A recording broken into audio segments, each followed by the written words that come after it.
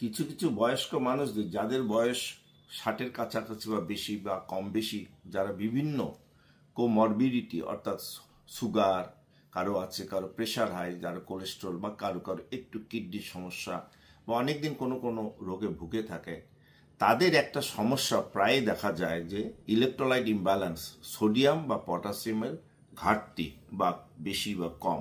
এই ইমব্যালেন্স নিয়ে আজকে আমি কথা বলবো। আমারই এক বন্ধু গতকাল আপনাকে ফোন করেছিল যে এটা জানার জন্য যে তার বাবা আবার প্রায় এরকম হয়, হঠাৎ হঠাৎ অজ্ঞানের মতো হয়ে যায়। হ্যাঁ, কথা স্লাডিং, মানে কথাগুলো কেমন যেন হয়ে যায়, মনে রাখতে পারে না। তো এটা হয় সোডিয়াম এবং পটাশিয়াম, এই দুটো জিনিস ইমব্যালেন্সের জন্য। তো আজকে আমি কথা বলবো হাইপোন্যাট্রিমিয়া। ন্যাট্রিয়া কথাটা মানে হচ্ছে সোডিয়াম, এবং হাইপোক্যালেমিয়া মানে পটাশিয়ামের ঘাটতি। যে কারণে ঘাটতি হোক না কেন, এটা ঘরোয়া রেমিডিটিতে কি করে রুগীগুলোকে সিরিয়াস অবস্থায় না হবে কি করে আটকানো যায়। নমস্কার, আমি ডক্টর শান্ত বর্মন বলছিলাম। আমি কনসালটেন্ট ফিজিশিয়ান। আমি এটা নিয়েই এখন বলছি, আপনারা পাশে থাকুন। যারা নতুন তারা আমার অনেকদিন আমি করিনি, এখন করছি। যাদের ভালো লাগবে একটু আপনারা শেয়ার করবেন, লাইক করবেন। যারা নেই নতুন তারা একটু সাবস্ক্রাইব করবেন, তাহলে আমি সব পাবো।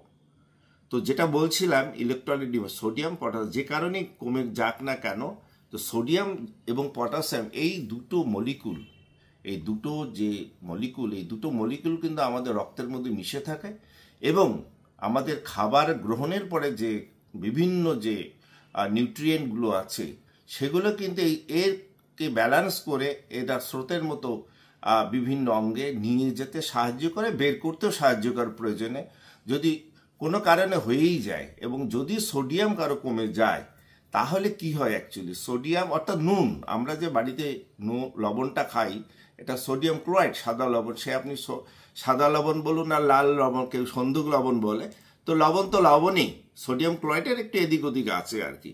তো সেই যদি কমে যায় তো সেক্ষেত্রে কি হয়, আমাদের 35 to 45 মিলিকুভ্যালেন্ট নর্মাল রেঞ্জ, এটা যাদের কমে যাবে। অ্যাকচুয়ালি সোডিয়াম যখন কমে যায় এটা কিন্তু নার্ভ টিস্যুর উপর এফেক্ট করে। তো মানুষটা কথা বলতে অসুবিধা হচ্ছে, মেমোরি লস হয়ে যায়, ভুলে যায়, স্লাইডিং অফ দ্য স্পিচ, কথা জড়িয়ে যাচ্ছে, ঘুম ঘুম পাচ্ছে, এই জিনিসটা কিন্তু হয়ে যায়। তো আরও যদি নিচে যায় 30 অবধি কিন্তু মানুষগুলো বুঝতে পারে, 30 বা তার কম বুঝতে পারে না। 20-র নিচে যদি কমে যায় তখন কিন্তু সমস্যাগুলো হয়। আবার যাদের আরও কম 15, সে কিন্তু অজ্ঞান হয়ে যায়। তো অনেক সময় তখনই কেউ ধরাধরি এমার্জেন্সিতে আনলো, সেখানে চেক করে দেখা গেল যে সোডিয়াম লস হয়ে গেছে। প্রথমে এটাতে আরেকটাতে হাইপোগ্লাইসেমিয়া, সুগার ফল করলেও এটা হয়। তো এটা যদি হয় তখন কিন্তু অ্যাকচুয়ালি এটা কিন্তু এমার্জেন্সি ম্যানেজমেন্ট, এটা আপনাকে ওই নিকটবর্তী স্বাস্থ্যকেন্দ্র বা ওখানে গিয়ে করতে হবে। কিছু হাই কনসেন্ট্রেট সোডিয়ামের সলিউশন পাওয়া যায়, 3% সোডিয়াম সাধারণত পাওয়া যায়, সেটাকে দিলেই দেখা যায় পেশেন্ট কিছুক্ষণের মধ্যে আস্তে আস্তে ঠিক হয়ে যাবে। তো আর যদি এটা না হয় যে অল্প বিস্তর যাদের প্রায় ঘাটতি হয়, তার কিন্তু এভরি মান্থ বা 3 মাস অন্তত 3 মাস অন্তর অন্তর বয়স্ক মানুষদের সোডিয়াম পটাশিয়ামটাকে লেভেলটা দেখে নিতে হবে পরীক্ষা করে। যদি দেখা যায় কমের দিকে থাকে তো এক ধরনের ওষুধও যেমন পাওয়া যায়, ট্যাবলেট পাওয়া যায়, পাশাপাশি বাড়িতে কি করবে, বাড়িতে আমরা যেটা বলি যে নর্মাল সোডিয়াম যাদের কমে যায়, নর্মাল সোডিয়াম যেটা খাই আমরা 5 মিলিগ্রাম অবধি দেওয়া হয়। এবার আমি এটা আরেকটু করছি যে কেন হয়। একটা হচ্ছে ওভারলোডিং, যদি হয়ে যায় ওভারলোডিং কোনো কারণে, কারো হচ্ছে গিয়ে বেশি জল খেয়ে ফেলছে, জলের ভাগ বেশি হয়ে গেছে, সেক্ষেত্রে ওভারলোডিং হতে পারে।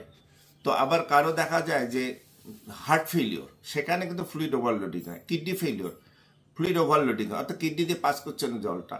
আবার হচ্ছে লিভার ফেলিওর, যারা ক্রনিক লিভার ডিজিজে ওঠে তাদেরও কিন্তু এটা হতে পারে। তো এই আর হয় যারা হচ্ছে ডায়াবেটিক্স অর্থাৎ প্রেশার জাতীয় ওষুধে, প্রেশারের কিছু ওষুধ আছে, যারা এটা খায় রেগুলার বেসিসে, কিছু ওষুধ আছে যেমন ক্লোরথ্যালিডাইন, হাইড্রোক্লোরথায়াজাইড, আবার এদিকে ফ্রোসিমাইড, আবার দেখো টর্সেমাইড, এই যেহেতু ওষুধগুলো কিন্তু প্রেশারের রুগীকে দেওয়া যায়। এগুলো হচ্ছে প্রচুর পরিমাণে পেচ্ছাপ আর মাধ্যমে প্রেশারটা কমায়, ভলিউম ওভারলোডটা বন্ধ করে। তো যে কারণেই হোক না কেন, তাহলে ঘরে কি করব, সোডিয়াম আমরা এক্সট্রা খাওয়াবো, সোডিয়াম এক্সট্রা খাওয়াবো। আর খাবারের পাতে আমরা 5 গ্রাম অবধি নুন সারাদিনে খাই। নুন কিন্তু নানানভাবে আসে, যে কোনো ভাজা পোড়া প্যাকেটজাত ফুড, কিন্তু তার সত্ত্বেও এদের কম হয় যখন আমরা বাড়িতে তাকে একটা এক্সট্রা লবণ খেতে বলবো। এক্সট্রা লবণ আমরা খেতে বলবো, অর্থাৎ পাতের সঙ্গে একটু ভাতের সঙ্গে মাখিয়ে খাবে, অথবা জলের সঙ্গে একটু শরবত আকারে খেতে পারে। করলে এইটা কিন্তু এই ব্যালেন্সটা ইজিলি বাড়িতে কিন্তু ম্যানেজ করতে পারে। এবার আসি আমি হাইপোক্যালিমিয়াতে। যদি পটাশিয়াম লস হয়, সোডিয়াম লস হলে কি হয় বললাম যে ব্রেনের এফেক্ট হবে, নার্ভ সেলকে এফেক্ট করবে। আবার পটাশিয়াম যদি লস হয়, প্যারালাইসিস হয়, অর্থাৎ উইকনেস অফ দ্য মাসল, হাত পায়ের জোর কমে যায়, হাঁটতে পারে না, ফ্ল্যাসিড হয়ে গেছে, টোন যেটা হাতে একটা মাংসপেশিতে চাপ দিলে একটা আমরা যেন উল্টো শক্তি দেখাচ্ছে মাংসপেশিটা, সেটা কিন্তু কমে যায়।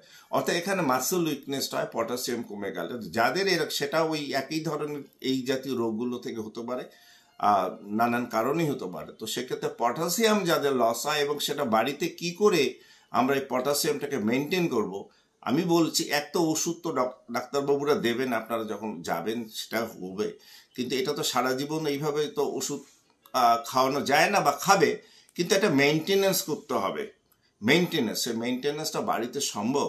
সাইট্রাস জাতীয় যে ফ্রুটগুলো আছে, ফল, অর্থাৎ টক জাতীয় ফল, বিশেষ করে লেবু, সে আপনি কাগজি লেবু বলুন আর অন্য লেবুই বলুন আর কি, যে কোনো লেবুতে, অরেঞ্জ কমলা লেবু বলুন, বাতাবি লেবু, আর আবার হচ্ছে মৌসম্বি, এই জাতীয় টক জাতীয় ফলে কিন্তু প্রচুর পরিমাণে পটাশিয়াম থাকে।